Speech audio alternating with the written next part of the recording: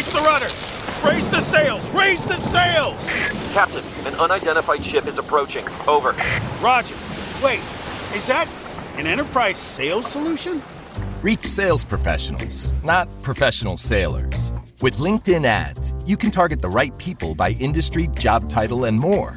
We'll even give you a $100 credit on your next campaign. Get started today at linkedin.com/results. Terms and conditions apply. Your weekend is not complete without the First Lady of New York Radio. It's the Joan Hamburg Show. Talk Radio 77 WABC. Welcome, everyone, to the Joan Hamburg Show. It's a Sunday, and that means you're going to join me. We start at 2 o'clock, and you are going to love all the gossip about King Charles. And I've got the perfect person who's written the ultimate book on the king. I was riveted to it. And actor Andrew Polk, also great stories, and the one and only Jimmy Schmitz, all part of the Joan Hamburg Show. So join me. McCrispy strips are now at McDonald's. I hope you're ready for the most dippable chicken in McDonald's history. Dip it in all the sauces. Dip it in that hot sauce in your bag. Dip it in your McFlurry. Your dip is your business. McCrispy strips at McDonald's. The First Lady of New York Radio. This is Joan Eats. I hope you've ordered your turkey because they really have a shortage, honestly. I ordered mine and I was told, I ordered it from a butcher, that they're tough to get this year. So go do that. But if you don't feel like cooking, and a lot of people don't, I found places where you can order a total complete Thanksgiving dinner at reasonable prices. Boston Market. Did you ever try that? You know, it's pretty good. And you can order before November 22nd for pickup. 303-317-6900. The Market, all the stores are open on Thanksgiving Day. And here's an example. A whole roasted turkey meal for $12. That's the whole turkey, mashed potatoes, gravy, vegetable stuffing, spinach, artichoke dip, crackers, cranberry walnut relish, dinner rolls, apple pie, and pumpkin pie. You can pick up orders at any Market restaurant the week of Thanksgiving, even Thanksgiving Day, for $159. Now, that's a good deal for 12 people. Some locations may have higher prices, but check it out. And I love that the markets will be open on Thanksgiving Day. So it's pretty good. And they're also offering a Thanksgiving Day meal for $15.99 a person. Roasted turkey breast, half rotisserie chicken, mashed potatoes, gravy, stuffing, pie, and it's good. And Wegmans.com, with a store in Brooklyn, one in Harrison, throughout New Jersey and Pennsylvania, has lots of holiday meals, carry out, curbside pickup, delivery, and they're a great choice. They have the classic turkey dinner for $10 for only $175, ready to heat and serve in 2 to 2.5 hours, and it includes a 12 to 14-pound Plainville Farm, all natural, slow-roasted turkey, no antibiotics, fully cooked, gravy ready to heat, herb bread stuffing, mashed potatoes, relish, beans, mushroom casserole, crispy onions, mashed sweet potatoes. You're ready to go, guys. And WholeFoodsMarket.com offers Thanksgiving Day options from dinners for 2 to dinners for 12. You can order a turkey dinner for 8 for $179. Now, that's a good deal. Whole Foods has terrific stuff, and everything is yummy there. They have an organic version of Thanksgiving with organic turkey and sides for 8 people for $169, and they have a vegan one. ShopRite, 200 stores. Listen to this, guys. Thanksgiving, $64.99 for 8 to 10, a whole holiday dinner. Now, that's an unbelievable deal. A grade A premium butterball turkey, fully cooked, up to 12 pounds. mashed potatoes, sweet potatoes, stuffing, green bean casserole, gravy. Order in advance and allow 48 hours to defrost in the fridge. You're not going to do better than that. So here's a lot of options, and you don't have the anxiety that a lot of us have cooking. We have, so far, over 40 people accepted, and my job is the dressing, the stuffing, the turkey, the gravy, and a couple of other things. And I'm thinking, why did I say I'd do it? It's too many people, and it's one great big turkey and one small turkey. And then one of the cousins makes like a meat thing, a pot roast, a fillet, or something, some meat, because the relatives always say, oh, we're sick of turkey, we don't want turkey. And then, of course, they go through it like you can't even, you look up and it's gone. At any rate, I'm giving you a lot of help and suggestions. And we'll do more as we get closer to the holiday. So enjoy. We've got a lot of show today, so you hang in with me. I'm Joan Hamburg. The First Lady of New York Radio, Joan Hamburg. Entertaining and informative. Talk Radio 77 WABC. I'm very excited to talk to Jimmy Schmitz, who's got yet another hit show called East New York. He's had a lot of hit shows, including L.A. Law, NYPD Blue, and this one, for when I first heard from my cousin, Richard Kind, who's in this, that it was a great cop show, I thought, even though it's my cousin, do we need another cop show? And you know what? We did. We do. It's a great show, and Jimmy Schmitz is one of the stars in this show and having a good time. And now, straight from Los Angeles, you must be tired. I feel guilty. No, don't feel guilty at all. Hi, Joan. How are you? Good afternoon to you. And good morning over here, but hi. How are you? I'm good. Happy. I'm happy. I'm happy that you're talking about your cousin Richard and the show, which is doing really well, and we'll see if it's a hit. It's got all the makings. No, I think it's some shows are very hard to tell. You keep hearing, oh, you've got to get used to it. It's this show. No, I think it came in really fast, and that everyone who's seen it, one of our producers was turning it on. She hadn't seen it, and she said, "I'm hooked.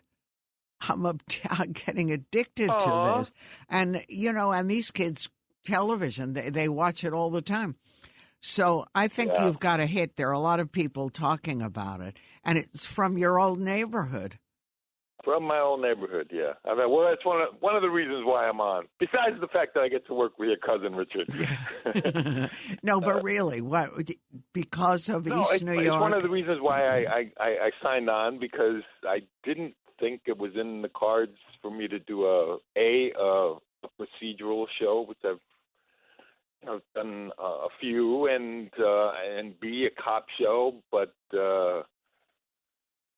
it was a few friends of mine who I've worked with before both on LA Law and NYPD Blue, who are involved in the creative aspect of the show in terms of the writers of the pilot and the director, producer, and writers that were involved with this. And when they said, yeah, they're getting ready to do another cop show, and what's it called? East New York. Hey, did you guys know that I'm actually from that neighborhood? Let me read this thing. No, I didn't say I'm in right away. But no, I'm just happy to be involved in this, and it's because the writing material is really, it's good on the page, Joan. When it's good on the page and the characters kind of pop out at you, and you feel like the audiences are going to be able to engage with these characters and go for the ride with these characters because they're quirky or they have something that they're, in their past, and the audience gets to know about that, then they're happy to take the ride and solve whatever the crime is, or, the police procedural part of it. That's what I think is a good procedural show. Yeah, no, and there are issues that everyone is concerned about today.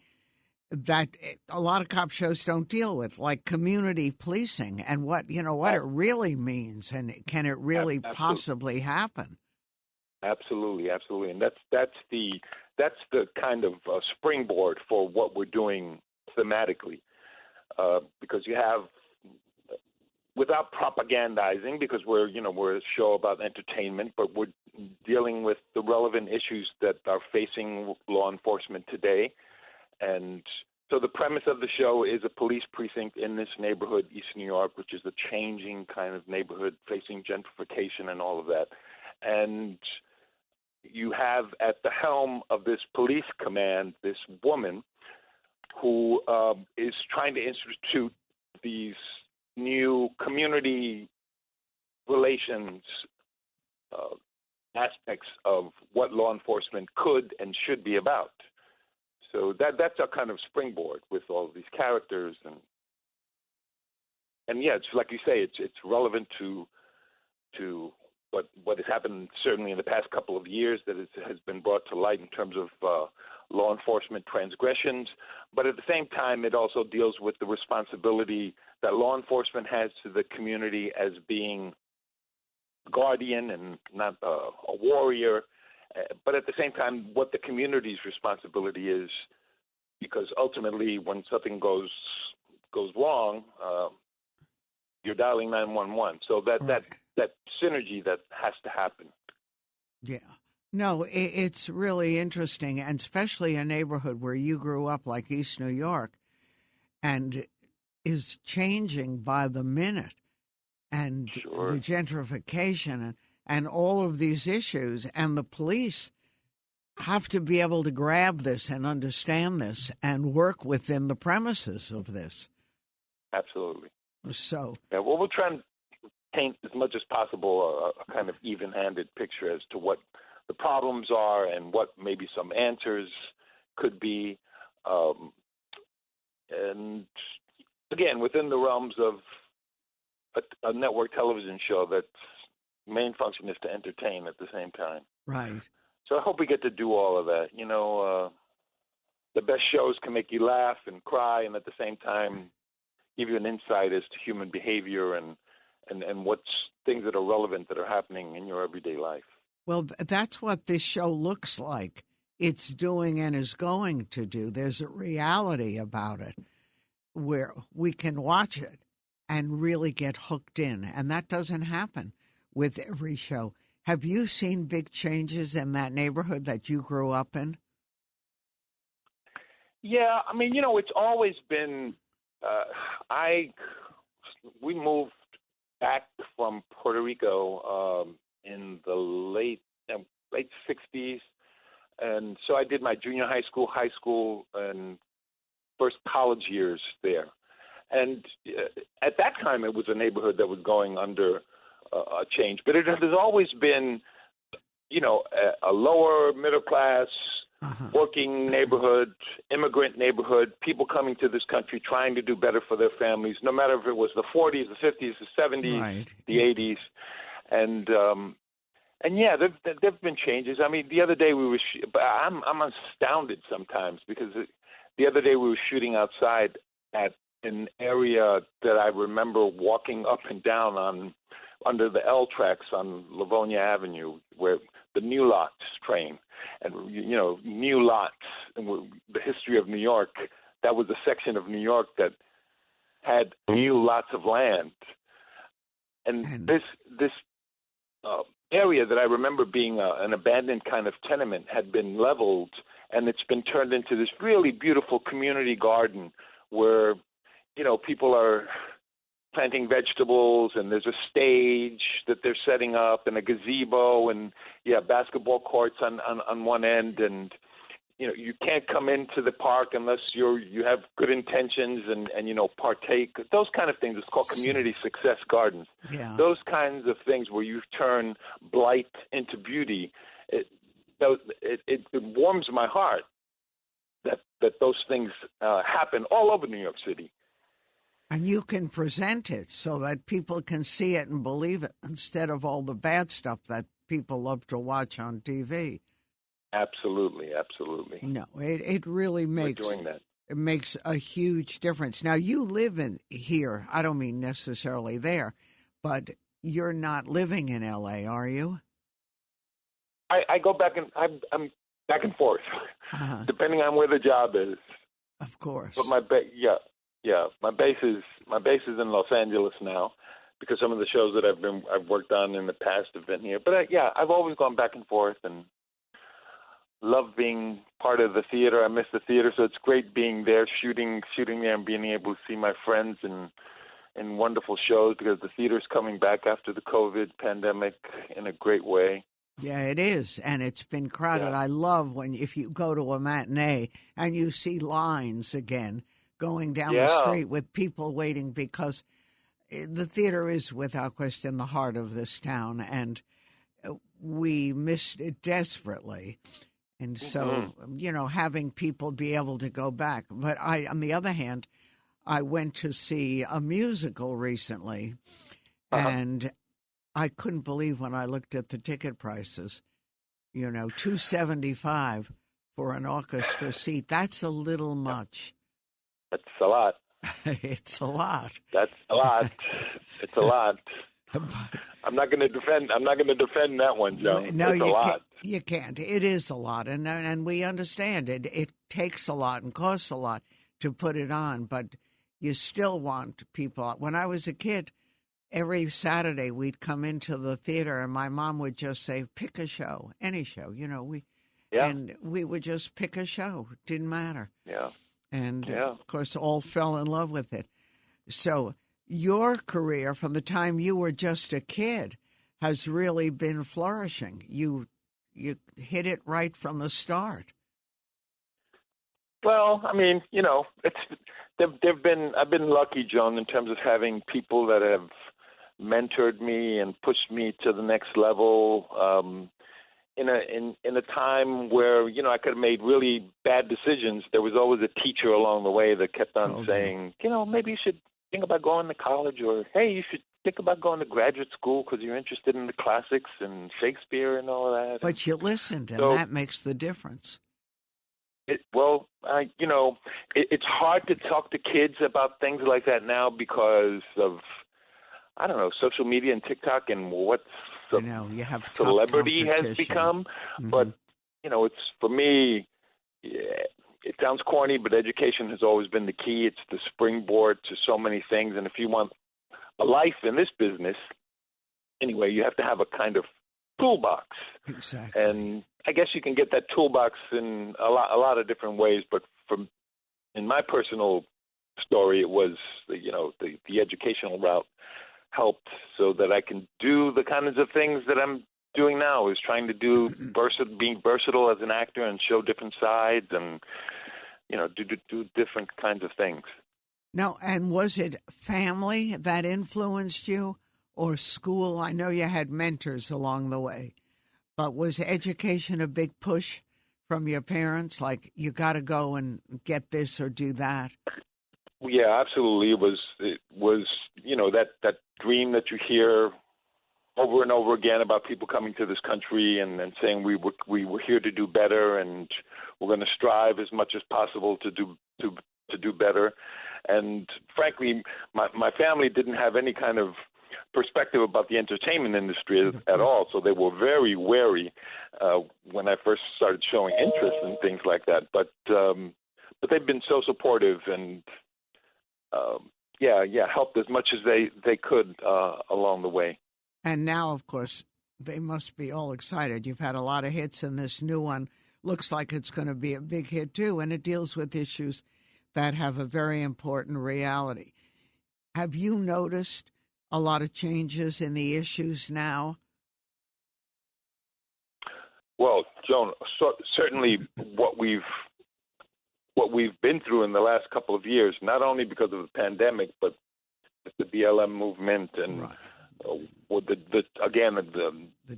My mentioning the what I term transgressions of law enforcement that have happened, that have come to light, maybe because of technology and the fact that people have video cameras on their phones, social media. Whatever the reason, they've come to light in a way that can't be denied. So the only way to really deal with this in a positive way is to shift the paradigm with regards to law enforcement anyway, in terms of what their responsibility is and how they really need to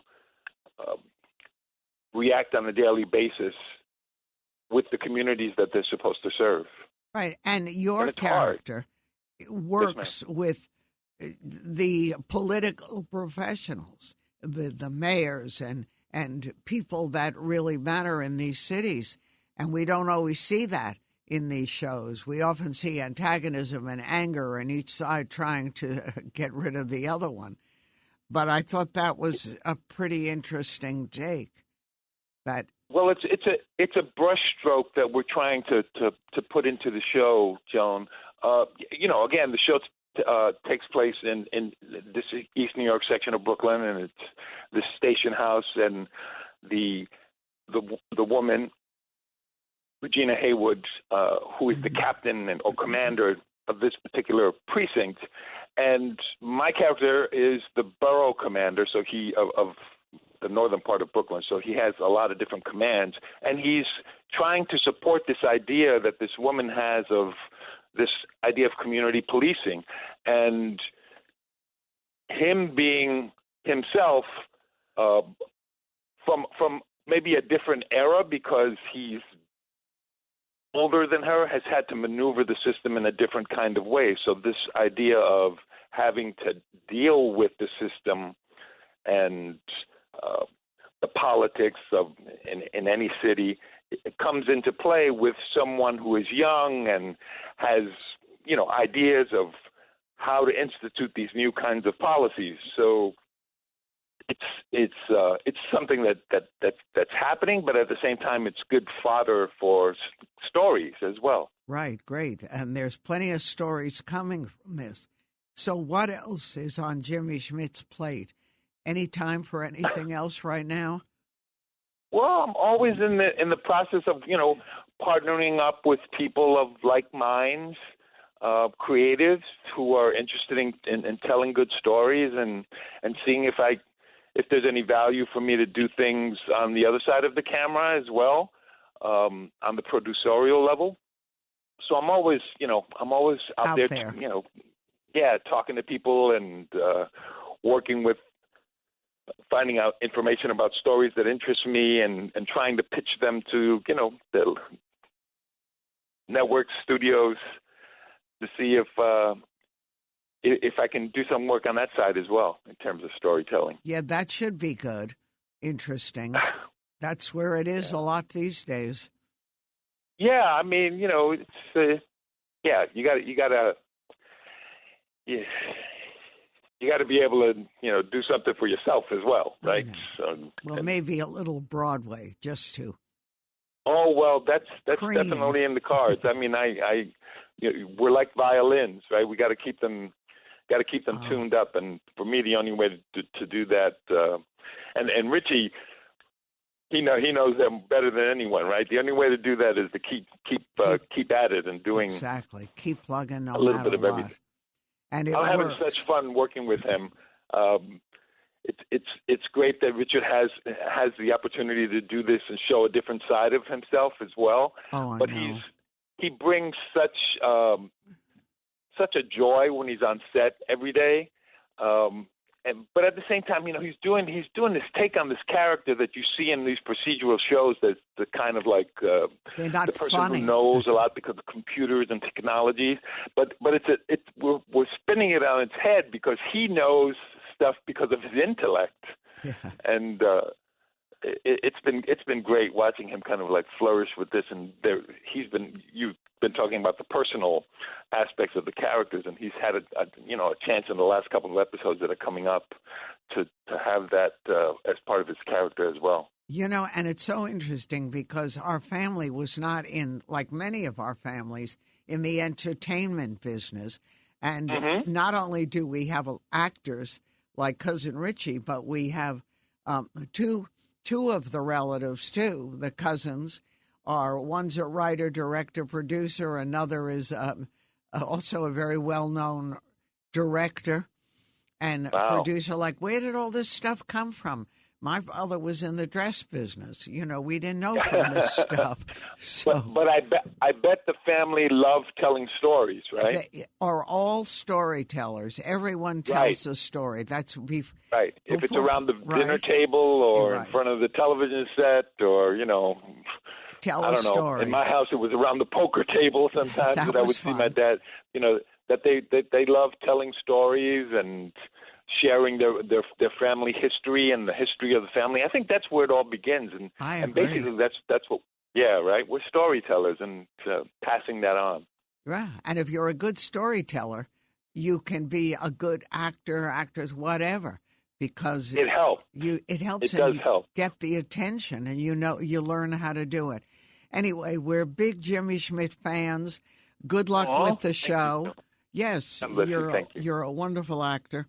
And you do all kinds of roles, and this is really an interesting role too, because there's something about this that grabbed us all. So, continued Thank success. You, Joe. We're having a lot of fun. It's a great ensemble cast and a really talented actors. Some have been around Broadway and done a lot of theater, and some newbies there that are really, really, really talented. So I'm just happy to be aboard, and like Richard, we're going to tell good stories. That's Good Stories, Sunday at 9:00 on CBS. If you haven't watched it, tune in because you're really going to be happy. It's going to keep you a perfect end through the weekend. Take care of yourself, Jimmy. We'll talk again. Thank you, Joan. God bless you. Take care. I'm Joan Hamburg, and you're listening to WABC, and of course we have much more to come, so stay tuned. This episode is brought to you by San Pellegrino. A meal isn't just about what's on your plate. It's about what you bring to the table. San Pellegrino believes the table is where the best of life happens. That's what makes gathering around it so rich and rewarding. And with their unique sparkling natural mineral water, San Pellegrino brings its best so you can bring yours. The First Lady of New York Radio, Joan Hamburg. Entertaining and informative. Talk Radio 77 WABC. Welcome, one and all, to the Joan Hamburg Show. I have not talked to Christopher Anderson in a while, and he has written a brand new book called, and he's a best-selling author, this book is called The King, The Life of Charles III. And it's a portrait of someone that we think we know, but we really didn't know him. Charles, who finally, as an older man, is going to be the king. I mean, how many years? And Chris Anderson, who has written at least 18 bestsellers, selling all over the world, 2 of his books, The Day John Died, that's about JFK Jr., and The Day Diana Died, were number 1 for a long time. And Chris Anderson was the contributing editor of Time, the senior editor of People. He's done amazing things. And The Life of Charles was a real read. I mean, I picked it up and I couldn't put it down. We think we know everything, but we knew nothing. And it was a fascinating look, too, at the monarchy and about all the characters in it, about Lady Diana as well, Camilla, Parker, all of it. So I'm curious, and welcome to you, Chris. What made great to you? be back. I know it's been a while, but you are one of my favorite people. You know that. Well, we've had a good time over the years. We have, absolutely. So what happened that made you decide to take a look behind the curtain at King Charles? Well, let me tell you, this book was quite the saga. You know, my last book was Brothers and Wives, which is about William and Harry and the rift between them, but and Kate and Meghan, of course. But I wrote The King over a 5-year period, and then, of course, knowing that at some point he would become king. And if you like a little personal thing, I woke up every morning for the last year or 2 years thinking, oh, my gosh, my wife's going to come in and say, well, the queen has either abdicated or passed away, so you're going to have to really, finish up this book. But what happened was she looked perfectly good when she met Liz Truss, the then Prime Minister, and I thought, well, I can get on a ship and go to the Baltic and do this thing I've wanted to. So I got on a ship. Minute we got on the ship, the Queen passed away. So unreal, right? Yeah. Yeah. So I was literally at sea doing press and interviews and things like that about the Queen's passing. But look, you're right. Charles has been waiting for 70 years for this job, and all that time he was right next to the Queen. But he was in the spotlight like she was, but we never really got to know him. And I think people would be fascinated to learn what I discovered about everything from his huge temper, the tantrums he's thrown, and to, of course, all the women in his life and all the obstacles. His childhood, heartbreaking, really. No, it is. And the fact, too, that what he wanted, he got. And if he didn't, he went a little berserk. But that's the way, right? He was brought up. You want it, it's yours. Exactly. And he was, and again, when I talked just a little tidbit here about his tantrums, I mean, one time his cufflink went down the sink, and he literally flew into a rage and tore the sink off the wall. Now, he did this twice in anger. He tried to strangle one of his valets. He tried to he chased one into who was so terrified, into a closet. The guy locked himself in a closet to get away from the then prince. He hurled things at Diana and at other people in fits of anger because, he's always been used to getting his way. But I do think it stems from having been this lonely child. He was, there's that point, he always talked about how his mother was aloof and cold. Right, his father ignored him completely. Right, his father, and when he did pay attention to him, his father was a bully. He literally reduced Charles to tears in front of people routinely into the teenage years. And so Charles, he was farmed out to horrible schools, one in particular, Gordonstown, where he was beaten, and we'd call it, abuse, child abuse today, what he underwent there from other students. Wow. And yet, do you think, and we'll jump ahead and then go backwards a little bit, but do you think that at this point that he has become or grown into being a real person, or did that, what we can call abuse, both at school and at home, where despite the fact he was royal, he was really belittled and threatened by everyone, classmates, right, the whole thing. Has he grown into being King Charles?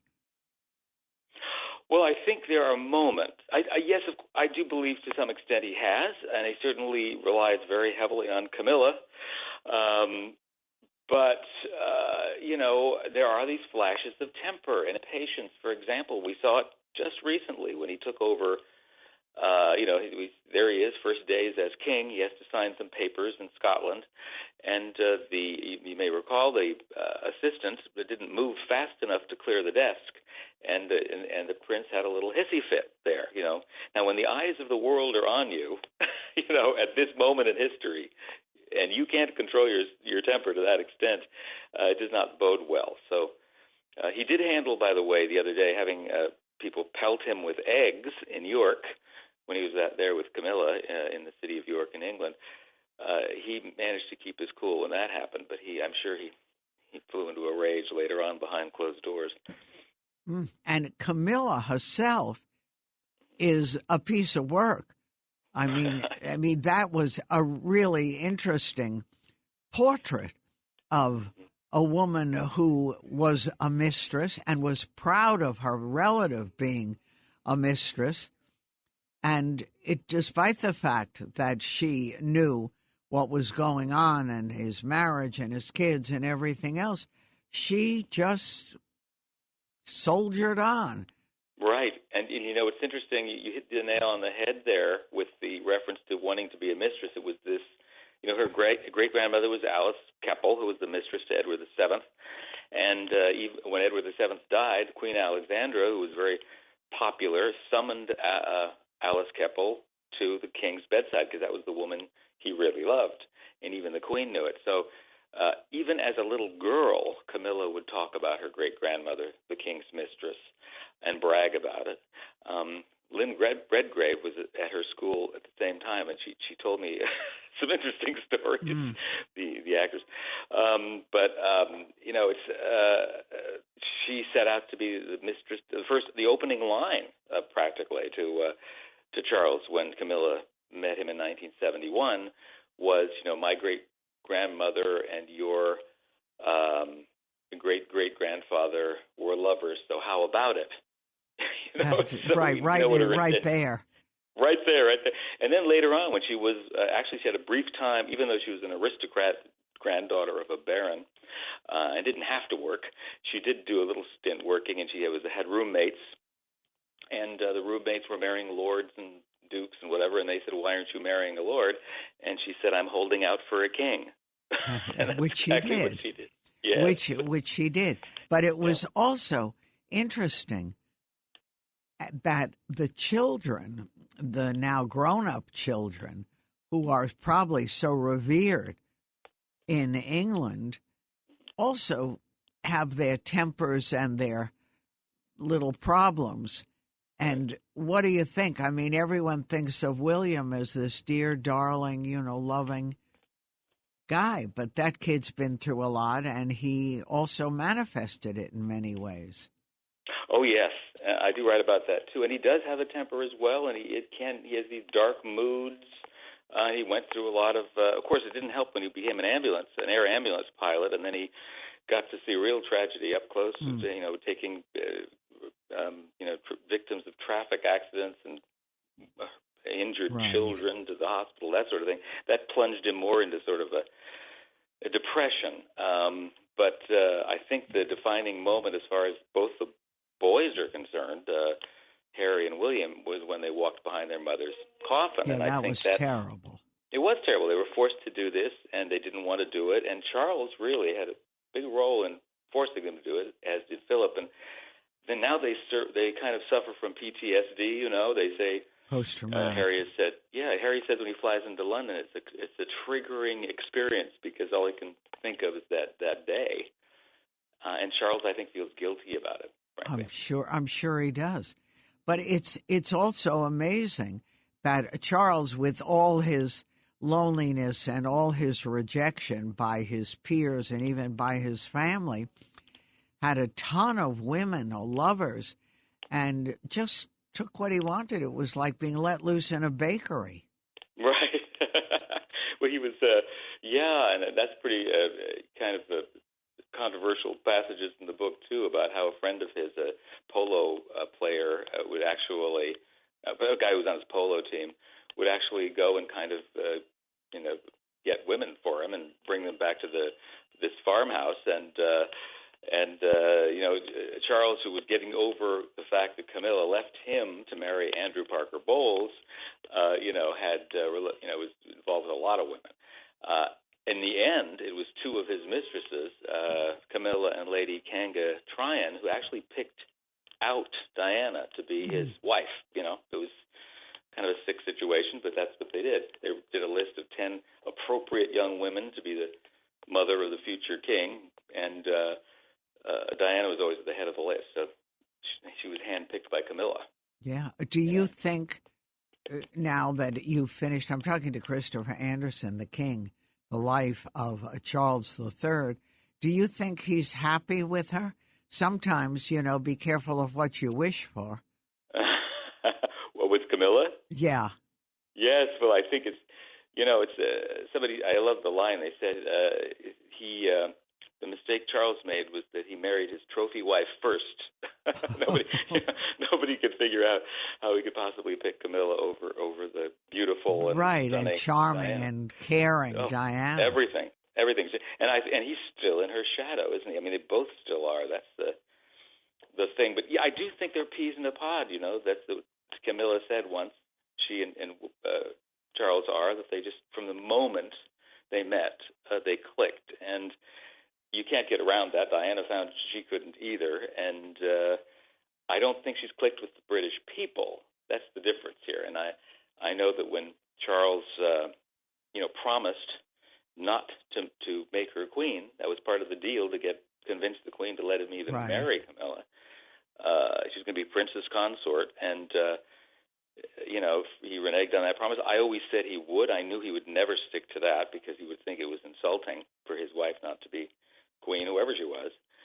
And that's another thing. People think it's a lesser title. Well, you can get rid of the consort because just like Elizabeth's mother during World War II was Queen Elizabeth, she later became the Queen Mother, but when you're married to the monarch, you're the queen. And that's what Camilla is. Right. And nothing is going to take that away. She actually looks a lot better, but the public still hasn't taken her. No. Well, the Queen, of course, endorsed her at one point, and earlier this year, after 17 years of Charles nagging her, I don't know if you remember the wedding of Charles and Camilla, but there was that astounding time when they had to get down on their knees in front of the Archbishop of Canterbury and beg forgiveness for their sins, our manifold sins and wickedness, which I think is a great line, and really just, prostrate themselves. And it was humiliating, but Charles was willing to do all of this if it meant, and promised that she'd never be queen, if it meant that he'd finally get to marry Camilla. I think it's one thing to say she's going to be queen. It's another thing to see it. Because the coronation's May 6th, there will be 2 thrones in Westminster Abbey.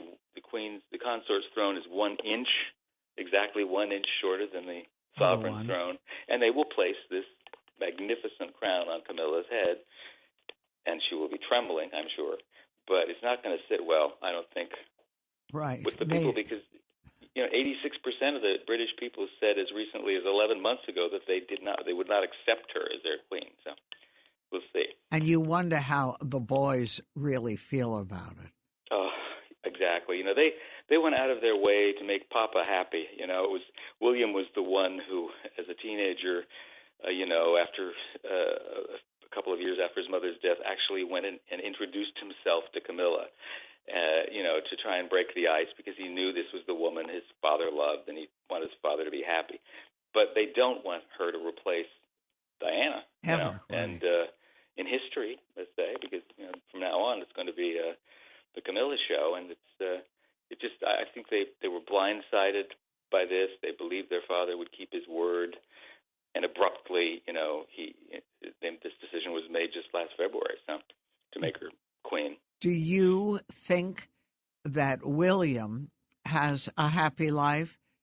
Superficially, it looks lovely, perfect, Sure. Great kids, a charming wife, good in-laws. But it's hard to tell because you, more than most people, know about the family and what goes on. Right. I think he's lucky to have Kate Middleton, who is a kind of a steadying force. I think she's unfairly criticized as a kind of first of all, everyone says she's way too thin. Well, they're jealous, right? I think they're jealous, right? I think that she's gorgeous and really in control of her life, and does seem to have a sense of humor and is a happy person. She does not have the hatred of the press that William has. He blames them still for his mother's death, and it's just really we can a thorn in his side, never gone away. So in that sense, I think he always feels somewhat under the gun. And also, as you said, these people are going to have to. The rest of their lives are predetermined, pretty much. Harry has pointed that out. They're trapped in a gilded cage, in essence, but it's one heck of a cage. And I think most people see them as pampered, right? Resented. And a lot of people wonder if Harry didn't make a lot of mistakes. He had a pretty good life as a prince, and now he's suddenly estranged from the family, and there's all kinds of gossip about the book that may or may not be. Mm-hmm. And he's got a lot of issues. It can't be a happy time for him. No, it can't be. He's clearly, in my opinion, unhappy. I mean, he's trying to make I think happy wife, happy life. But in his case, it's not to give up. What he had. Yes, I mean to have all that he had and give it up to be an influencer. It just doesn't seem like it was. He got the best part of the bargain, and he is alienated. I mean, look what the royal family did. They embraced Meghan. They really did in a major way. I remember when the Queen went on that trip with Meghan. They got on the royal train and they went up to northwest England, and there were wonderful pictures of the Queen just laughing her head off. She had a great time with Meghan. She liked Meghan a lot. And Charles walked her up the aisle when Meghan's father didn't show. He befriended Meghan's mom, and I think there was real affection there. And all of a sudden, boom! Like all these happened? Accusations coming from Montecito.